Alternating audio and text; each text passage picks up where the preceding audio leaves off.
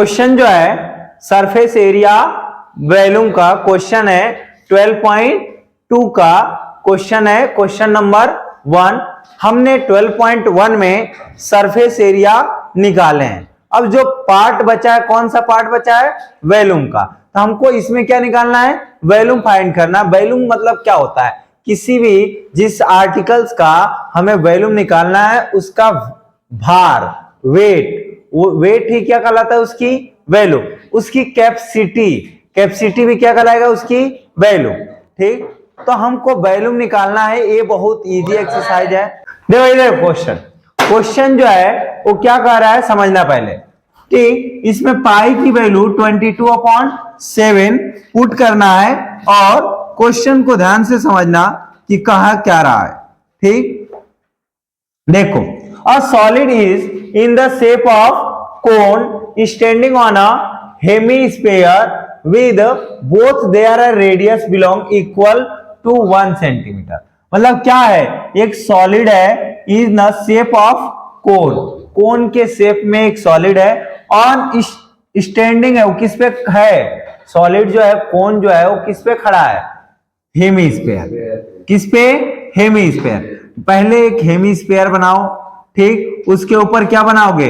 कोन। ये ऐसा। ठीक, और जो है ऐसा फिगर है, ऐसा आर्टिकल है। ठीक, और आगे क्या बोला है? दोनों का रेडियस कितना है? इक्वल है, और इक्वल के साथ साथ क्या है? 1 सेंटीमीटर। ठीक, इक्वल तो है लेकिन रेडियस कितना है? यहां पे लिख ले रहा हूं पहले, गिवन दैट। क्या? Given that. ठीक, रेडियस हम डायरेक्ट रेडियस इक्वल टू कितना बेटा? 1 सेंटीमीटर। क्योंकि दोनों का रेडियस इक्वल है इसीलिए मैंने क्या लिखा? Radius equal to 1 centimetre. समझना। And height of the cone is equal to radius. मतलब कह रहा है कि जो कोन की हाइट है ना वो क्या है? रेडियस के इक्वल है, इसीलिए हाइट ऑफ कोन भी क्या होगा? 1 centimetre. Height of cone, height of cone equal to 1 centimetre. ठीक, ध्यान देना। क्वेश्चन पढ़ते चलो, आगे नोट करते चलो, फिर आगे सॉल्व करेंगे। ठीक, find its volume of the solid in term of pi. Pi के ही टर्म में इस सॉलिड का क्या निकालना है? वॉल्यूम निकालना है। वॉल्यूम निकालने के लिए हम क्या करेंगे? ऐसा कोई आइडेंटिटी नहीं होता है कि ऐसे सॉलिड का वॉल्यूम निकालने के लिए। तो हम क्या करेंगे? पहले हम volume of hemisphere plus volume of कोन, और उन दोनों को क्या करेंगे? ऐड कर देंगे। ठीक, तो लिखेंगे कि volume of the solid, volume of solid क्या लिखेंगे बेटा? Volume of solid equal to क्या हो जाएगा बेटा? वॉल्यूम ऑफ कोन या वॉल्यूम ऑफ हेमीस्फेयर, दोनों में से कुछ भी लिख लो। Volume of hemisphere plus volume of cone, hemisphere plus volume of cone. ठीक, ऑफ कोन। ठीक, लिख दिए। और इन दोनों को वॉल्यूम को निकाल के क्या करोगे? ऐड कर दोगे। वॉल्यूम ऑफ हेमीस्फेयर का फार्मूला बता दो क्या होता है? ठीक, कोन का, सॉरी हेमीस्फेयर का 2/3 पाई आर क्यूब।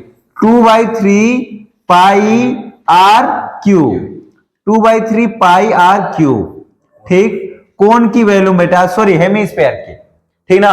और अब कोन की वैल्यू बताओ क्या होता है? 1/3 पाई आर स्क्वायर एच। ठीक, मैंने बोला था आपको कि जो वॉल्यूम जब निकालते हैं तो हमारे यूनिट जो होती है वो centimetre cube, metre cube, cube में आएगा। अब यहाँ पे आइडेंटिटीज में मैंने समझाया था कि क्यों क्यूब में आएगा, क्योंकि यहाँ रेडियस यूज हो रहा है लेकिन रेडियस का क्या है? क्यूब है।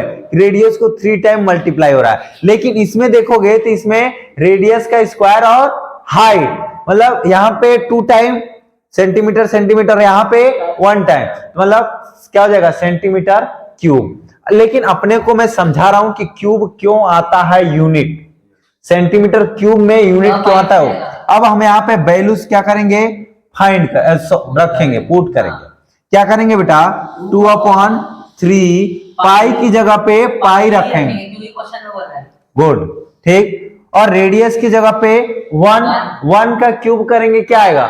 1 ही आएगा, तो इनटू में 1 लिख दे रहा हूं, ठीक, प्लस 1/3 पाई की जगह पाई, रेडियस की जगह 1 का स्क्वायर 1 और हाइट की जगह तो, ठीक, ध्यान देना आप। अब हम क्या करेंगे इसमें, ठीक, देखो ये हमारा 1 से मल्टीप्लाई करेंगे तो वही होगा 2/3 पाई, ठीक, प्लस यहां पे 1/3 पाई, 1/3 पाई, ठीक। अब दोनों में पाई पाई है, नीचे डिनोमिनेटर भी क्या है? सेम है, तो ऊपर का ऊपर ऐड कर लो, क्या हो जाएगा? 3/3 पाई और 3 से 3 कैंसिल, आंसर क्या आएगा? पाई सेंटीमीटर क्यूब। गुड आंसर, ठीक, ये क्या है? पाई सेंटीमीटर क्यूब, यही हमारा क्या है? आंसर।